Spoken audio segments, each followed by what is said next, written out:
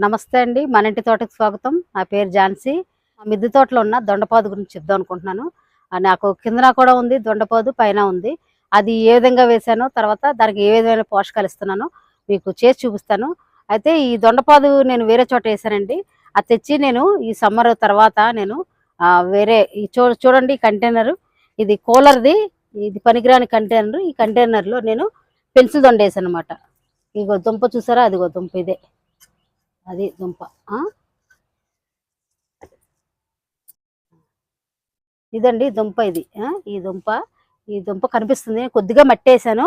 అయితే ఈ kitchen waste ఇస్తా ఉంటాను. ఈ విధంగా ఇవ్వడం వలన నాకు మంచిగా తయారైంది. ఇప్పుడు దీనికి పోషకాలు ఎలా ఇస్తానని చెప్తానండి. ఈ దొండపాదును పెంచుకోవడం చాలా ఈజీ. అయితే నేను కొద్దిగా కష్టపడ్డానండి.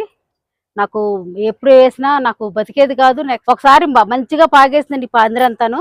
తర్వాత అది నాకు తీరా కాయొస్తే చేదొచ్చింది. దానివల్ల నేను అప్పుడు ఫెయిల్ అయ్యాను. ఈ సంవత్సరం మాత్రం నేను సక్సెస్ అయ్యాను. అది ఏ విధంగా సక్సెస్ అయ్యానో మీకు చెప్తానండి. ఇదిగోండి ఈ విధంగా కూలర్ దాంట్లో నేను ఇది పెన్సిల్ దొండ. ఈ పెన్సిల్ దొండని పెట్టుకున్నాను. ఈ విధంగా కూలర్ టబ్‌లో వేసి పెంచుకుంటున్నాను. అదేవిధంగా అదేవిధంగా ఈ రూ. 100 టబ్‌లో కూడా నేను ఇదిగోండి నాటు దొండ ఇది. ఈ నాటు దొండ నేను ఇది కూడా కటింగ్ చేశాను సమ్మర్‌లో చేసి పెట్టాను. ఇది కూడా నేను పెట్టానండి. దీనివల్ల నాకు ఈ బాగా పెరిగి ఇదంతా పెరిగింది. పెరిగి నాకు దీనికి కూడా కాయలు బాగా వస్తున్నాయి. ఈ విధంగా నేను ఈ రూ. 100 టబ్‌లో ప్లస్ అక్కడ పెట్టుకున్నా. దీనికి పోషణ ఏ విధంగా ఇచ్చారంటే చూసారా ఇలాగా దీనికి కిచెన్ వేస్ట్ అండి. కిచెన్ వేస్ట్ నేను ఇట్లాగా ఎప్పటికప్పుడు నేను ఈ వర్షాకాలం కదా అని చెప్పి నేను వాటర్ ఇవ్వకుండా డైరెక్ట్‌గా ఏసేస్తున్నాను ఈ మట్టిలో ఇలా పక్కకు తీసేసి మేకల ఎరువు గాని ఇట్లా ఏది ఉంటే అది ఏసేసేదాన్ని. ఇది ఇంకా కంపోస్ట్ అవ్వలేదు. ఇట్లాగే నేను ఈ మొదట్లో నేను కిచెన్ వేస్ట్ ఇచ్చేస్తా ఉంటాను. ఈ కిచెన్ వేస్ట్ వాటర్ ఎక్కువ ఇస్తానండి.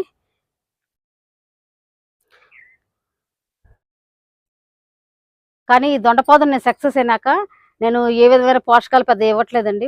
కిచెన్ వేస్ట్ ఒకటే ఇస్తా ఉంటాను అంతే. దీనివల్ల చాలా బాగా పెరుగుతుంది. మనం ఏమి ఇచ్చినా ఇవ్వకపోయినా అండి మనం చాలా తక్కువ లో కాస్టే మనం ఇవతేమి ఖరీదైనవి ఇవ్వకలే మనం వంటగదిలో వచ్చిన కిచెన్ వేస్ట్ తర్వాత మన బూడిదండి. బూడిద ఇచ్చుకున్నా కూడా దీనికి చాలా బలమండి. మనం బూడిద ఇచ్చుకోవచ్చు. కాయలు రావట్లేదు, పిండి రాలిపోతుంది అన్న టైంలో మనం బూడిదలు ఇచ్చుకోవచ్చండి. మొదట్లో వాటర్‌లో ఏసేసి మనం బూడిద వేయొచ్చు. అట్లాగా మనం చాలా ఈజీగా పెంచుకోవచ్చు. నాకు ఈ విధంగా నాకు అర్థమైంది. నేను సక్సెస్ అయిన తర్వాత నేను ఇలాగా ఇది చూసారా ఇది కిచెన్ వేస్ట్ అండి ఇది. ఈ బకెట్‌లో నేను ఒక బకెట్‌లో కిచెన్ వేస్ట్ అంతా ఏసుకుంటా. ఇలా ఎగ్స్ ఇలాగ అన్నీ ఏస్తాను. ఇది మరి మనం కంపోస్ట్‌లో ఏసుకుంటాం. ఇప్పుడు వర్షాకాలం గదా! ఇది మన కంపోస్ట్ కూడా అవ్వదు. అప్పుడు ఏం చేయాలంటే నేను ఇలా మొక్కకి కొద్ది దూరంగా మొక్క మరీ వేరు దగ్గర కాకుండా ఇలా వడకట్టినట్టు చేసి ఓన్లీ కిచెన్ వేస్ట్ చెత్తనే ఇట్లా మొక్కకి దూరంగా వేస్తాను.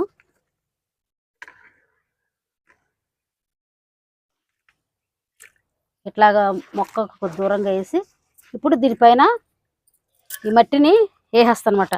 ఈ పైన ఉన్న మట్టి ఇలాగా వేసేసి అనుకోండి చక్కగా మనకి అది కంపోస్ట్ అయిపోద్ది. మనం ప్రత్యేకించి మళ్ళీ చేయాలంటే ఇప్పుడు అవ్వదు కదా, మరి వర్షాకాలం కాబట్టి అవ్వదు. అందువల్ల నేను ఇట్లాగా ఈ మట్టిని పాత మట్టిని పైకి తోడేస్తే ఇలాగా అయిపోద్ది.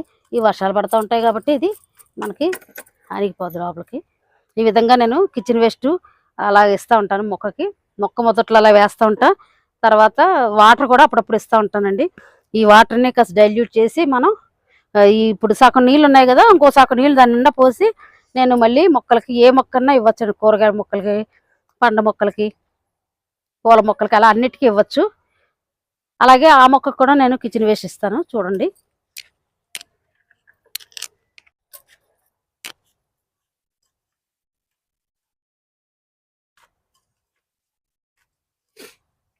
దీనిలో ఆల్రెడీ ఇచ్చిందే ఇంకా కంపోస్ట్ అవ్వలేదు. మళ్ళీ ఇప్పుడు నేను దానికి ఇస్తున్నాను కదా, దీనికి కూడా కొద్దిగా ఇస్తూ ఉంటాను. ఎందుకంటే ఇప్పుడు హార్వెస్ట్ బాగా వస్తుందండి, కాయలు వస్తున్నాయి.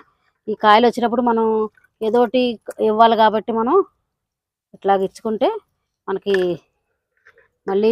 మళ్ళీ కొత్తగా పిండి ఏమైనా పడినా పిండి పడుతుంది. తర్వాత అది కాయ ఊరాలన్నా కాస్త ఇట్లాగ ఏదో ఒకటి ఇచ్చుకోవాలి.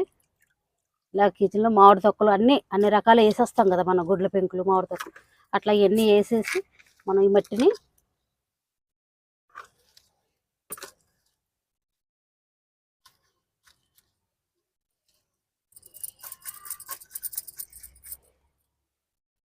ఇట్లాగా చేసేసి మనం ఇచ్చానుకోండి, అది కంపోస్ట్ అవుతుంది. తర్వాత ఈ మొక్కకు కూడా చాలా బలం ఉంటుంది. ఈ విధంగా నేను కిచెన్ కంపోస్ట్ అలా ఇస్తూ ఉంటాను. అంతకంటే నేను ఇంకా బోన్ మీల్, ఎప్సమ్ సాల్ట్ ఇలా ఎప్పుడైనా ఇవ్వాలంటే సంవత్సరానికి ఒకసారి ఇవ్వడమే. సమ్మర్ మొదట్లో ఇస్తాను, సమ్మర్ వెళ్ళిపోయిన తర్వాత ఇస్తాను. వర్షాకాలం మొదట్లో ఇచ్చేదాన్ని, అంతే, మళ్ళీ ఇవ్వనండి.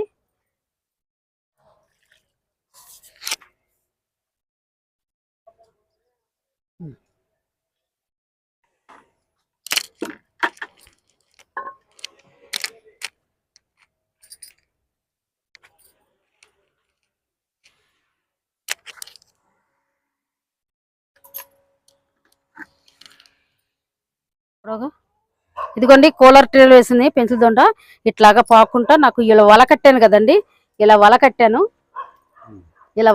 వలకి ఇలా పాకింది. చూసారా ఎన్ని దొండకాయలు వచ్చినాయో. ఇలాగా దండలు అనమాట వస్తుంది. ఈ పెన్సిల్ దొండకి ఒక ప్రత్యేకత ఉందండి. ప్రతి కనుపు దగ్గర నుంచి, అంటే ప్రతి ఆకు దగ్గర నుంచి ఒక్కొక్క కాయ వస్తుందండి. ఈ విధంగా చూసారా, ఇక్కడ ఒక ఆకు ఉంది, తర్వాత ఇక్కడ ఒక ఈ ఆకు మధ్యలో ఇంకేమీ లేదు, ఇక్కడే మళ్ళీ ఆకు ఉంది. ఈ ఆకు ప్రతి ఆకు దగ్గర ఒక్కొక్క కాయ మనకి వస్తుంది. ఈ పెన్సిల్ దండకు ఉన్నది ఒక ప్రత్యేకత అనమాట. ఈ విధంగా ప్రతి ఆకు దగ్గర నుంచి ఇలాగా మనకి కాయ వస్తూ ఉంటది అనమాట.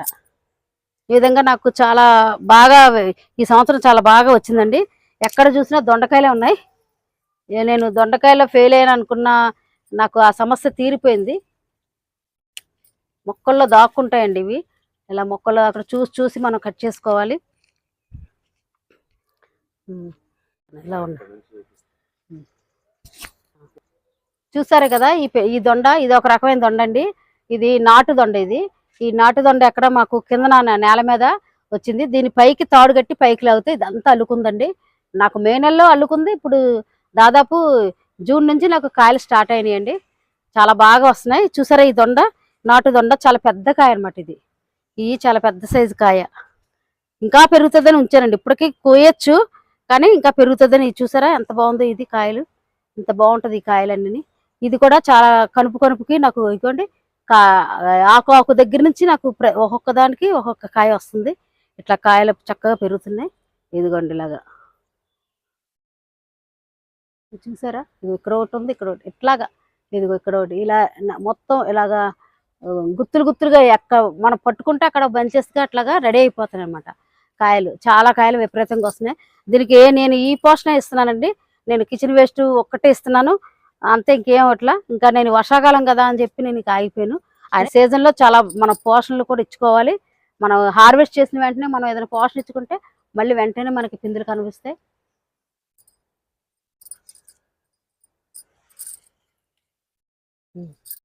ఈ దొండపాదుకండి మనకి కాయలు కుట్టడానికండి ఫ్రూట్ ఫ్లై వస్తుందండి. ఫ్రూట్ ఫ్లై వచ్చి కుట్టేస్తే మనం ఇంకా ఆ కాయను తినలేదు, దాని నిండా పురుగులు వచ్చేస్తాయి. ఫ్రూట్ ఫ్లై వస్తే కనుక మనం మన బీరకాయ కానీ, దొండకాయ కానీ, ఆనపకాయ కానీ అన్ని కాయలను అలా కుట్టేస్తుంటది. ఈ సంవత్సరం వస్తుందని భయపడ్డాం కానీ రాలేదు. వస్తే దానికి రెమెడీ కూడా ఉందండి.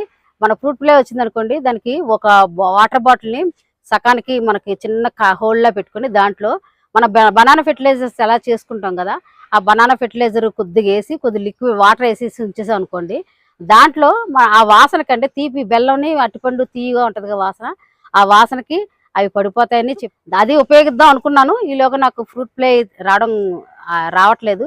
వస్తే కనుక నేను అదే చేస్తాను. అదే కాక గమ్ ఫ్యాట్స్ ఉంటాయండి, ఎల్లో ఫ్యాట్స్ అంటే బ్లూ ఫ్యాట్స్ అని ఉంటాయి. ఆ ప్యాడ్స్ మనం తైలిచ్చేసుకోవచ్చు.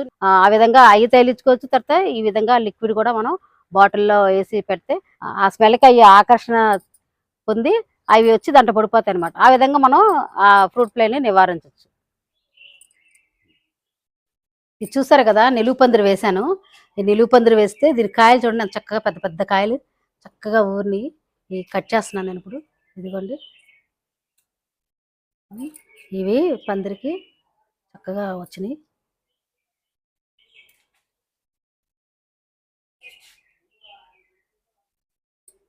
నాలుగు కాయలు నా చెయ్యి నిండిపోయినాయండి, అలా ఉన్నాయి. పెద్ద కాయ అండి ఇది. నాటుది.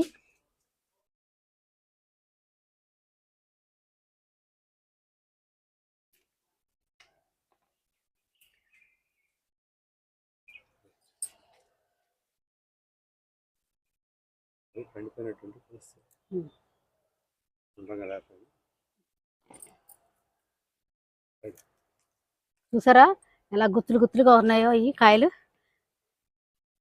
ఇదిగోండి, ఇవన్నీ కాయలు కనుపు కనుపుకి కాయలు వస్తాయండి.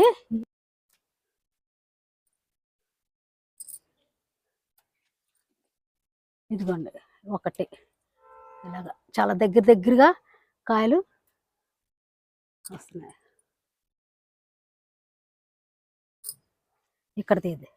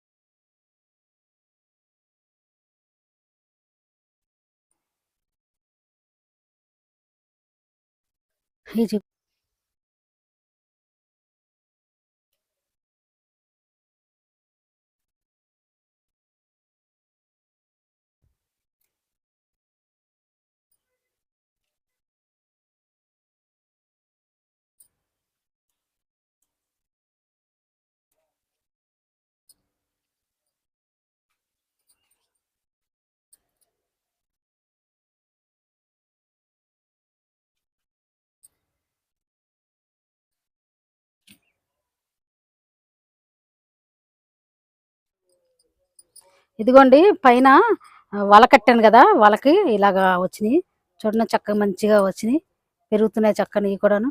ఇక్కడ 2 రకాలు ఉన్నాయి కదండి, ఈ నాటుది ఉంది, తర్వాత పెన్సిల్ దొండ చూసారా, మొత్తం కనుపు కనుపుకి కాయలే ఇవి.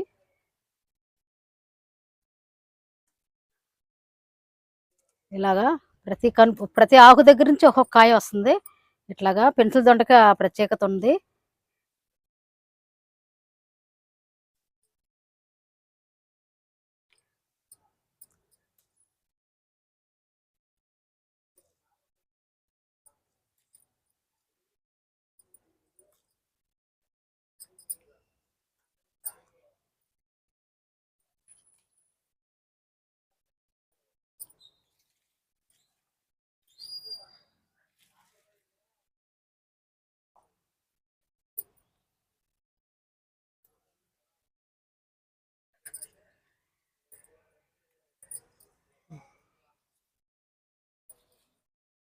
దొండకాయలు వాళ్ళకి అవతల పడ్డాయి, అట్లాగా పెద్దవి. ఓకే, అట్టేస్తాను. చూసారా, ఇది కింద నుంచి పైకి వచ్చింది పెన్సిల్ దొండ. ఇది కూడా మొన్న చాలా కోసారండి, అయినా మనకి కనబడకుండా ఆకుల పక్కన ఇలా దాక్కుని ఉంటున్నాయి.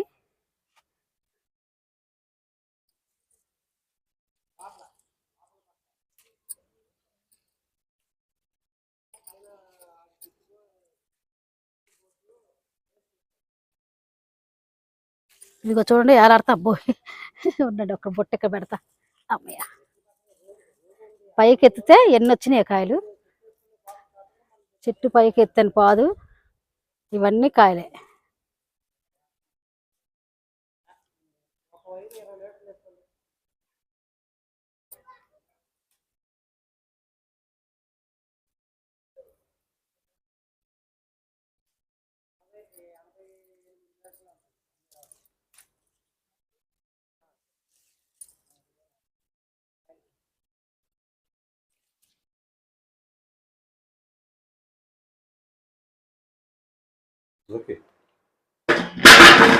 చూసారా మా దొండకాయలు, దొండ పంట అండి.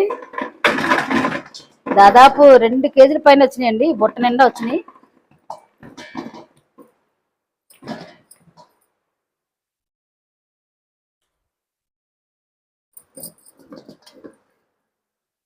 బేషన్లో సగాన పైన వచ్చినాయండి,